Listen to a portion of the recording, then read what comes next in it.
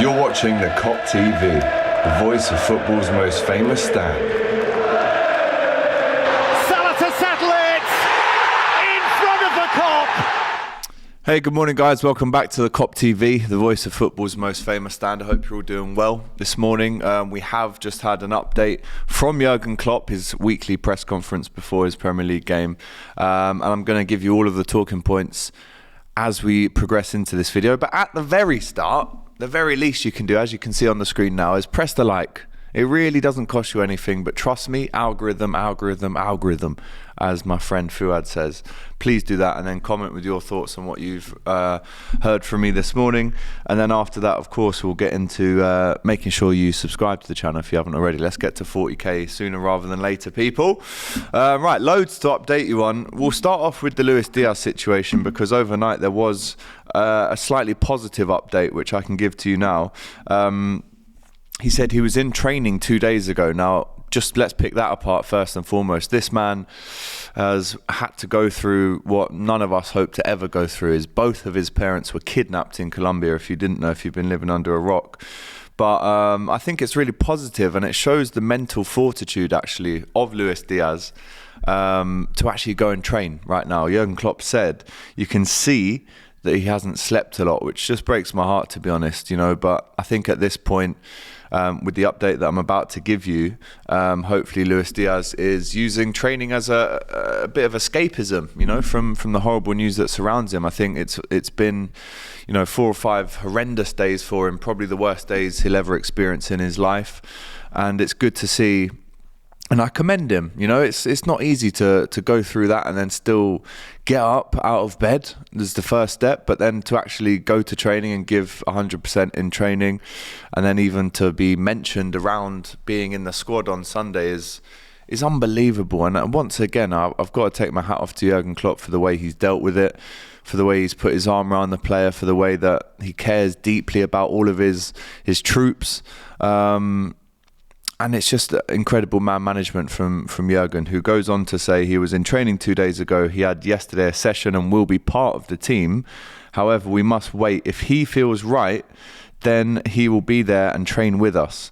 The session he had with us, because when we were not here, you could see that when he is with the boys, it's fine, it's okay, but you could see as well that he hasn't slept a lot. He's probably got bags under his eyes at the very least.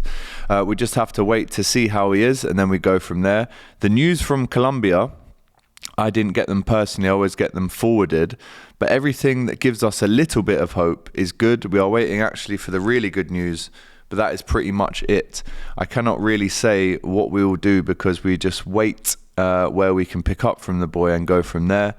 But it's all about him, that he makes himself available or not. I will not force him to do anything. So it's totally up to Luis in terms of what he does, what he doesn't do this weekend. Obviously, you know, we'd love him to be involved in the squad on Sunday.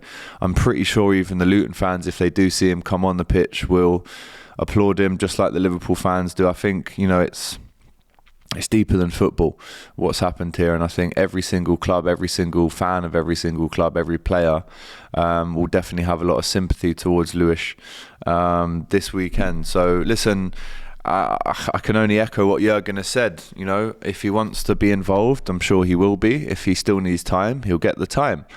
That is the kind of culture that we've created at this club. It's very much, you know, the boy's health comes first, and his mental health, of course, comes first, and then it's up to him what he wants to do. So, yeah, that was really interesting to see Klopp talk about that in a fair bit of detail. Obviously, the fans weren't aware. We weren't aware that, you know, he's been training, let alone being involved in the squad. But the ELN, as we know, the organization of La Guerrilla in Colombia, has put out a statement last night saying they didn't know that the person that they kidnapped was Luis Diaz's dad.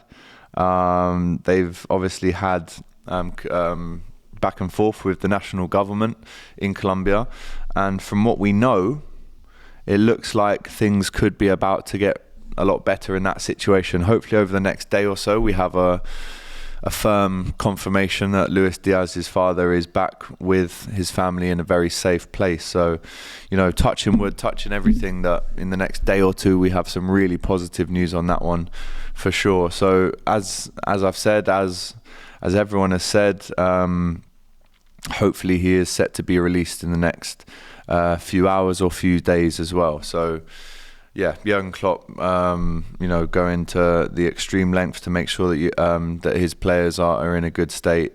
Obviously, we've just mentioned there that he's been sleep deprived, but just to confirm, the ELN Guerrillas say that he is set to be freed, which is obviously massive. So, as I said, touching everything, touching the wood, making sure that we're counting our blessings today that hopefully Luis Diaz's father gets freed as soon as possible. Let's go on to see what else Klopp said. There was a cheeky question, I think it was Vinny O'Connor from Sky, who did mention the offer for Mo Salah from the Saudis. He went on to, I don't know anything about an offer. Mo is here. I didn't think a second about it. Yes, he's here. He's playing extremely well, as we know, and you can see he enjoys the team a lot. He's in good shape. Off the pitch, even better. Talking about Kenilworth Road, it's one Premier League stadium that Jurgen Klopp has never actually been to yet. He was asked about the history of it. It's a very interesting place to go and play football. Klopp said, I've heard about it. I haven't seen it yet. One ground I haven't been to before. I'm looking forward to it. I heard the dressing room isn't massive. All I need is a pitch, opponent, and us. It's exciting. I love the story. And that's just,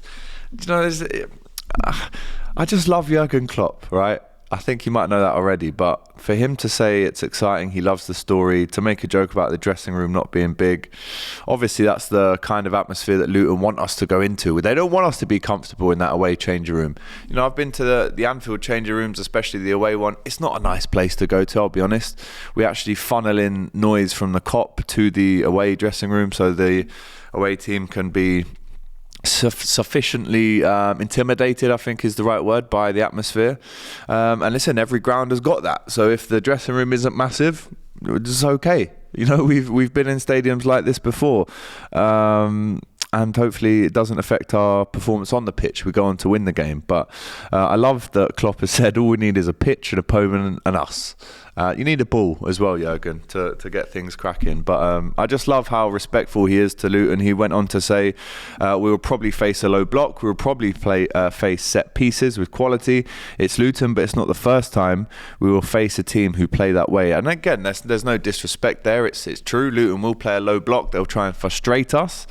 They'll get a lot of men behind the ball. They're going to make it difficult for us to play our expansive best on their tight pitch at Kenilworth Road. So again, it's about unlocking that door as early as possible and making sure that we get the job done in a nice and efficient way. Hopefully keep a clean sheet as well. But again, he respects Luton, and again he says this isn't the first time we're going to play a team that plays like this. So that's down to us. That's down to us to break them down and make sure that there's nothing that's really going to hurt us. He also said on our attacking options that they are all really smart players and understands that they can't play every single game. We cannot force the Lewis situation. It's not in our hands. We're waiting together for good news. So it's currently 4 together attackers with a lot of games coming. We had a horrible year together. The questions are much more positive. I'm a lot more positive, but it's so early. I'm happy we have a really good team, but other teams are also really good as well. It's not about celebrating in the moment. He also went on to speak about Cody Gakpo. He says since Cody is here, he's played a variety of positions. At the start of the season, we put him in midfield, and it was never the plan to play Cody there. He's super smart, and he can adapt. Another goal for Cody to add to his ever-growing collection on Wednesday night against Bournemouth away.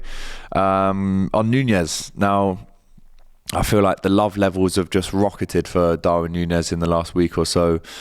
Scored last week, obviously missed a sitter as well. But the goal that he did score against Bournemouth, I think, epitomises everything he's done at Liverpool so far. Poor first touch, but the second touch was unbelievable, and it rockets and whips into the top right corner. But on his English, all right, and this is interesting, he says his English now is much better. Everything is different. He is in a very good moment, and this is still only the start. That's why we've got to be so excited about this continuous rise of Diaz. He says, long may it continue. I'm afraid of the highs he could reach. Let's work from here. I mean, again, the sky is the limit with Darwin Núñez. So I'm so excited to see what happens in the future with him. On Bajcetic, again, this is an injury that has taken way longer than we expected it to as fans. He says still no update, which again, as in itself, is disappointing. He said it's one of these things where Liverpool have a brilliant player, his quality, potential, everyone can see what a player, but his body was not ready yet. We have to put the brake on and wait till it's all fine. Then LFC has a wonderful player to use. And I would almost say Bajcetic's inspiration, Thiago, again, Klopp has said it's an ongoing thing. We cannot put any pressure there as well. We expect him to be back at the start of the new year, another 4 weeks. Well, actually, Jurgen, the start of the new year is 8 weeks.